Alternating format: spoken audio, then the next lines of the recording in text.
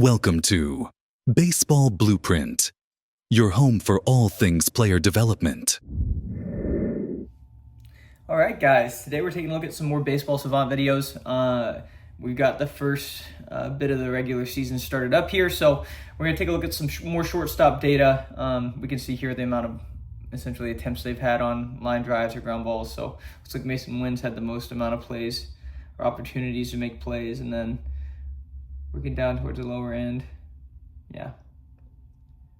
Okay, let's dive in here. So let's try to find some similar names that we saw in the spring training video we did, and then maybe some different ones if we want to look into those. Let's go with Lindor. We'll start with him. Now he's got 12 attempts. Let's see, and we're going to sort this by launch angle. Okay. We're going to line out. And so the good thing about this is now that we have our 3D data, if this is like a highlight reel play, it should be accessible on game day. So we could go back and look at the 3D and see what actually happens on his prep step and stuff. But who knows, they might, some of these balls, this ball's hit 111 at 7 degrees. Has the bones for a highlight reel play, but we'll see what happens. I've got the volume off too, so it's not going to bother us too much. But let's see. Christian Walker. Just right at him. Not really anything we need to look into too much there. Let's look at the next one here. Here's another line out, this time at 85 instead of 111. Should be a difference in reaction here. And he's mic'd up. Little knuckleball. Let's see if he makes a comment about it. We'll turn up the volume here. Okay, let's see.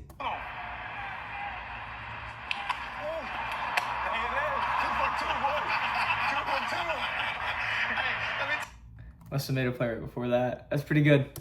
Very, very cool. I love the mic'd up stuff. Not that it is great for competition per se, but I do like, getting the thoughts and stuff like that behind the players and the plays they're making.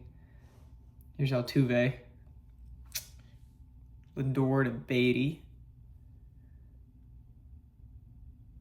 Look at the depth.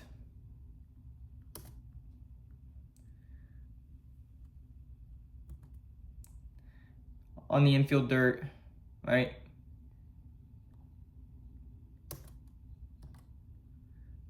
Outfield grass, lengthening the hop, knows he has to play at second, can just secure the ball, make an easy toss, especially with McCormick running.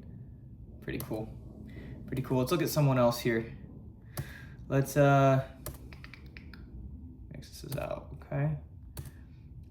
Dansby's made some sweet plays, Volpe's made some sweet plays. Let's go Dansby first.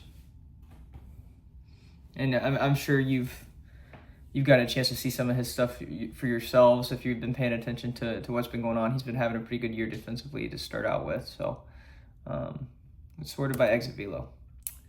Let's go. Here's 105 at -10. Jeez.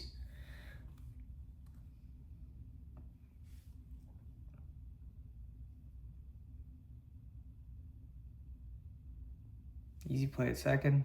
Again, you can't really see much because of the camera swing. Let's look at this one here. Carroll gets a single on this, and Swanson's incredible coming in. So I wonder, this ball's pretty weakly hit at 45 mile an hour. And spinny. Ooh. This play was so cool. Let's watch this back. So we can see this in 3D. Now from this angle, we can see a lot, pretty much all we need. But what you don't see is the prep step. And we'll go back in and watch this play. Since it's the last play of the game, they'll have it. This ball's going to kick and go hard right on Dansby. Not that he really had a play anywhere anyway, but this leads him right into this route. But notice how Dansby doesn't just catch it in beeline. Watch his movement. He goes to throw. That slight throwing motion there, the pump fake, is so planned. Right as he's finishing the motion, his head's already looking to third. He's trying to get him to make a turn. If he just eats that, you probably got a hand up by the third base coach.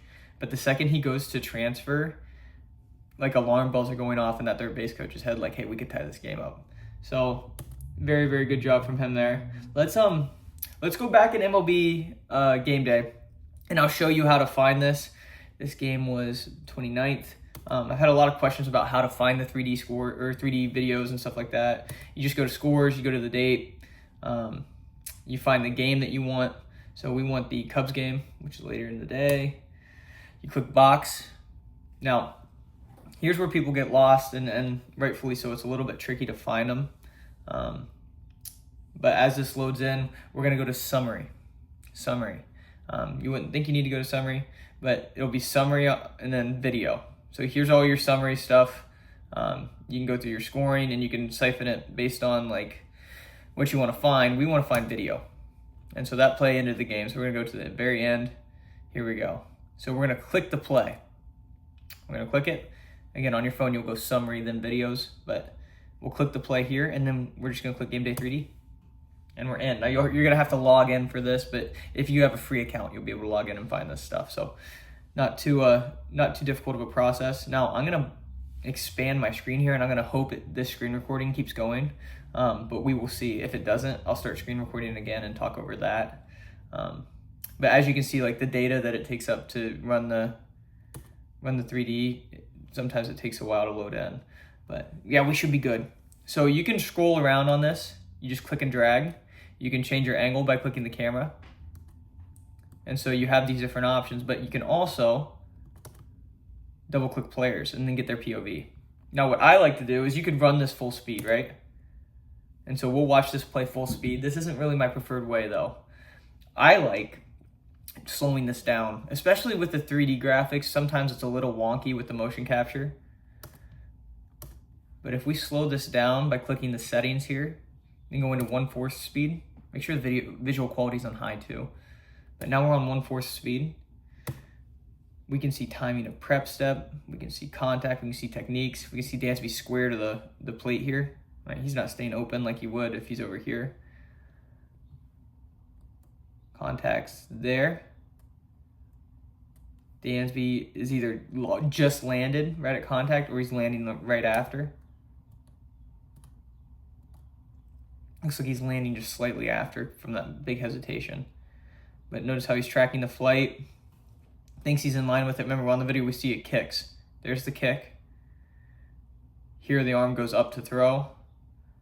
That pump fake, the head's turned. And then we can see the diving play here, which is really cool. But it's funny, on the other video, we can see he kind of overruns him a bit. It's a pretty athletic move by this third base runner to try to get around. He almost does it.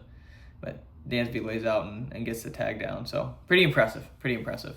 But that's how we'd find, pretty much any kind of 3D film on game day. Now, if you have, I believe this is free to the public as well, at least for the time being. But if you're able to access game day during the game, like live, what you can do, here's today's game, is you'll click the game, you'll click essentially just like, I think it says wrap or watch or something like that. Once you click into it, it'll have like a little live screen in the middle, and there'll be a 3D button on the top right. Click the 3D button and you can go in and you can do what we just did live, which is really cool. Now it's a little glitchy sometimes, but for the most part, it plays really well. Okay, cool look at Dansby there. Let's go to Volpe. Let's go to Volpe, see what he's got going on. He had a really cool play. We did a breakdown on that. Make sure to check that out.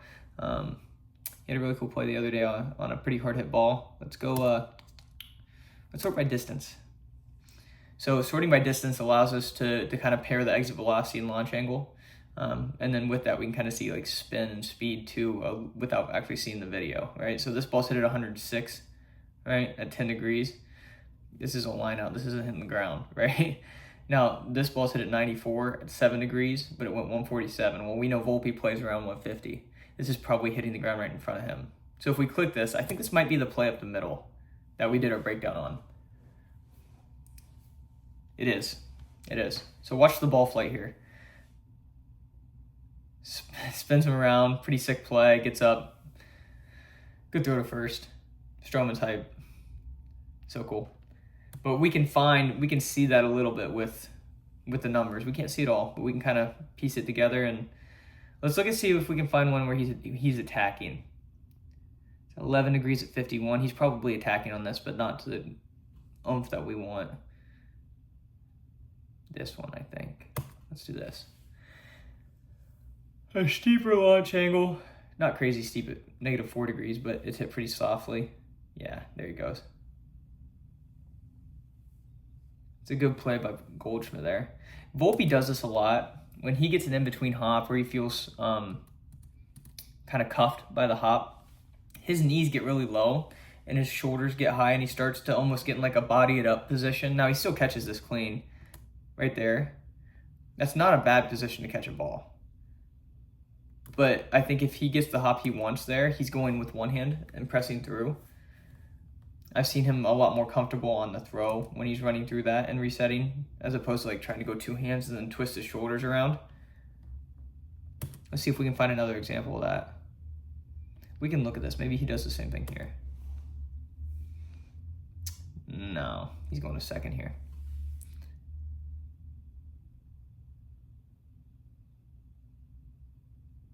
It's a good turn. Good turn. See if we got any steeper exit velocities. This one he might have to, no, that's the third.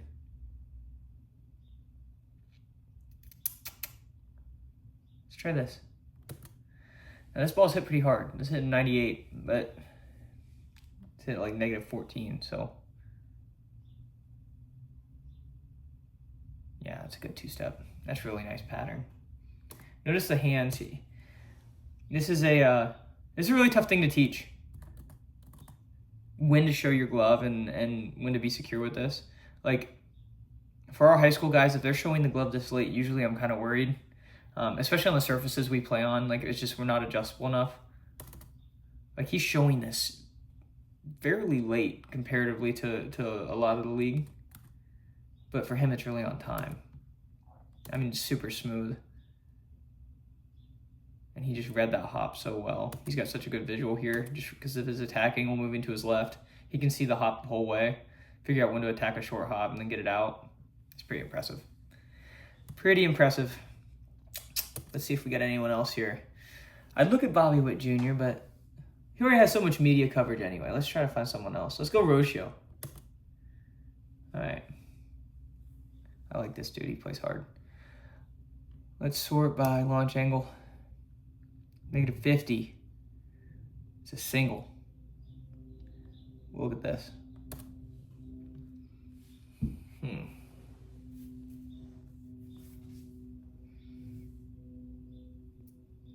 Chopped. That's a tough one. That's a tough one. And that won't be on the highlight reels either, so we won't be able to get the 3D version of his prep step. What I'd like to see, look where the second baseman ends up. I wonder if he's going up and down with his prep step or coming across the bag with his prep step and then cutting in. We can find that out though. So let's this is gonna be a right-handed batter with the Guardians playing. Now, you might say, well, we need to make sure we find one with a runner on first. And actually, in a scenario like this with a runner on first, he's not going to be, in theory, played so far up the middle because now that first baseman's lost ground coverage because he has to hold the runner, we'd probably want to shade him more over. But, again, it probably just depends on the spray charts paired with the pitcher stuff. So let's go look and see what the Guardians have with a right-handed batter up. I'm sure there was a play at some point the other day where there's a right-handed batter up.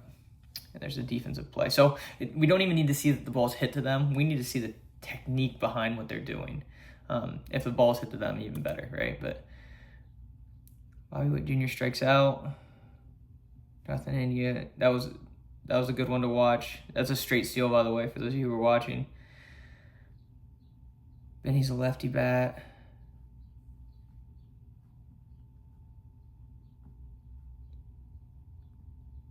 Michael Garcia, I believe.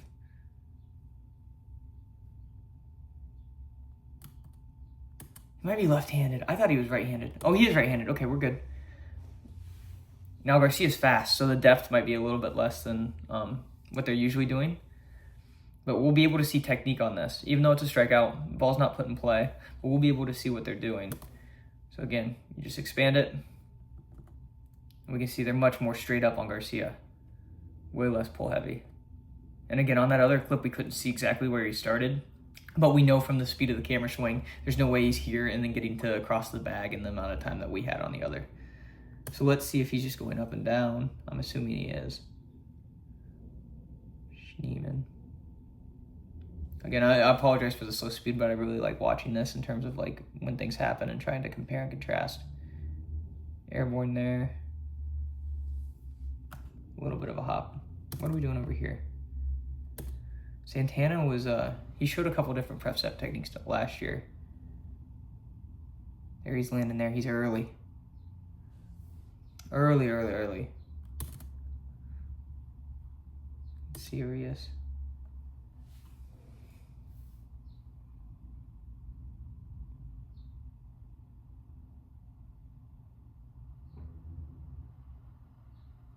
Yep, he's post. So one of the things that you can see from these guys very clearly, watch their stance. This is the Guardians. He's in towards the batter, squared up towards the batter, versus a lot of other groups will go more square towards the line. One that I know does it, the Yankees, and then the Mets do it as well. There's a lot of really good defending groups that do it. Let's see if we can find one where we can go in and see the Yankees angles. And it's funny, like you have different degrees of your shades that you're playing, right? If you got a right-handed batter, you might not play in the same spot for the same right-handed batter the whole time, right? But it's interesting, like they're trying to mirror angles and like keep their layering still with that movement. Let's go to video, not just key moments. Here we go. Let's do this. So we got a left-handed bat. Now you'll be able to see a little bit of some movement stuff, what we would do with runner on second in a situation where runners might steal. Are we taking third baseman away as much as we normally would, or are we keeping him more close to the bag? That's always a question I have, like how much space do we sacrifice there? So let's get an aerial view here. So we'll go camera. Now we're on fan control. So we can see the positioning of the whole field here. Center fielder slightly offset, opposite field side. Left fielder is going to be more shallow than normal. He'll cover this gap. He covers like this gap. And he covers this. We sacrifice that. So pull side, pretty heavy pull side. Pinch middle, but not super crazy heavy because it's free lick. He slaps it a little bit. And then we've left the gap here. We're saying, okay, we're going to take away this bunt. But look at how our defenders are stationed.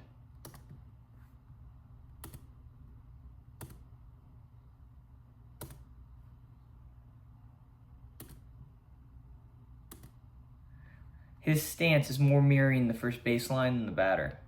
You can really see it good here. This might even be over-exaggerating it a bit, but there's the post-contact landing. He just landed. The ball's here. This is a tough angle, though. And it's when do we be aggressive in the four-hole, when do we not as a first baseman.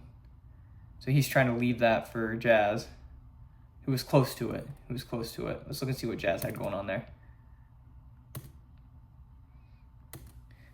And see where Jazz is mirroring here. Right. Left.